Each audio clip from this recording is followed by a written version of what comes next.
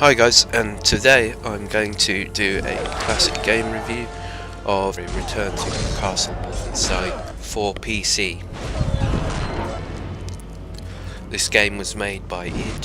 They utilised the Quake 3 engine, which is very visible when you do a quick save. For instance, the text is in the same font as the Quake game. Okay, so I just comment a little bit on the AI in this game.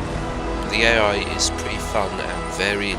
You've got the standard sort of Wehrmacht German soldiers with the MP40s and the rifles. These are sort of the standard enemy on the game, although you do face higher ranked soldiers as you go through. I found in particular in the streets mission, the snipers were the most dangerous because they're often unsighted until it's too late. So anyway, as the game goes through, you get to see more of these supernatural enemies, because let's make it clear, Wolfenstein is a sort of fictional take on World War II with, you know, a lot of sci-fi license. So yeah, but that is good. I mean, I like a bit of a mix there. The weapons are fun to shoot. They're pretty chunky. They make the right noises. It's just got an all-round great aesthetic, this game. This game is up there with the likes of GoldenEye, Quake 4 and Doom 3. A surprisingly detailed storyline for the time. The only down point perhaps is no Steam achievements, but that isn't really such a big deal. The graphics are most definitely dated, but installing well-known patch, you can actually update those textures. So I've already said how good the enemy AI and the weapons are.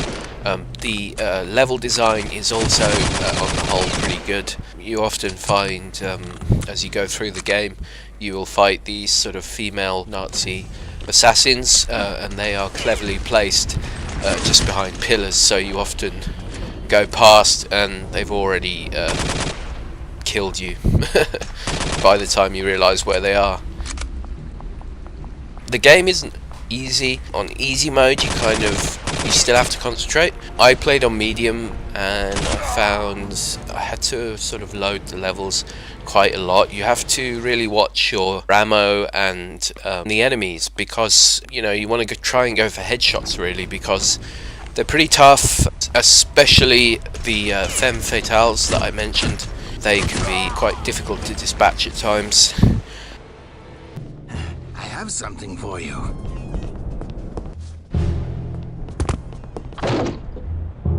Our British friends thought you might be able to use this. A silenced Sten submachine gun. It uses the same 9mm. So another cool feature of the game is that you can use stealth in certain places. This is quite ahead of the time. There weren't many games at this time when this was released that utilised stealth. You still have to go loud most of the time, but just the fact that it's an option is pretty good. So the graphics are a little bit dated, but they do have that kind of, je ne sais quoi that the prime id shooters had.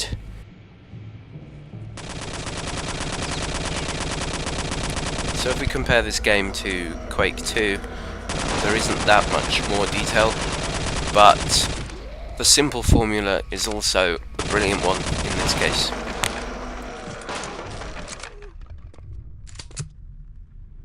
Some of these games, it's often the little details that make the differences. A nice touch is such as the Wehrmacht soldiers trying to face down some walking demons whilst you watch from a safe distance. It's just an awesome small detail. What are they? Where did they all come from? Don't ask me. No one ever tells me anything. My God! Did you hear that? Yeah, and I wish I hadn't. We have to get out of here. Follow me back to the entrance. And you can even kind of leave the undead to fight the Germans. I mean, honestly, this game blows some of the modern FPS games, modern nostalgic FPS remakes. I mean, it pretty much beats a lot of those hands down. This is a really cleverly made game. They were still in their prime when they made this, and it's got a cool ending as well. The final boss is kind of cool. You know, he's probably up there with some of horrors that you fight in the Doom series. So yeah, I mean, gosh, it's really hard to find a down point to this game. If you're not really into FPS games, I guess it would be, yeah, not really for you. But mainly, you know, if anything, the only thing that sort of stopped me enjoying it a wee bit more is that it is difficult, and like, you know, I'm loading a lot. You can play a lot of modern games like the modern Batman series, and you basically never die. But this game was from a time when games tended to be quite hard, so that's something to bear in mind. And yeah, I guess it is fairly simplistic by today's standards. But I would say yes, it has aged well. So I would give this an 8 out of 10. And you know what you think in the comments. I'll see you soon. Ta-ra.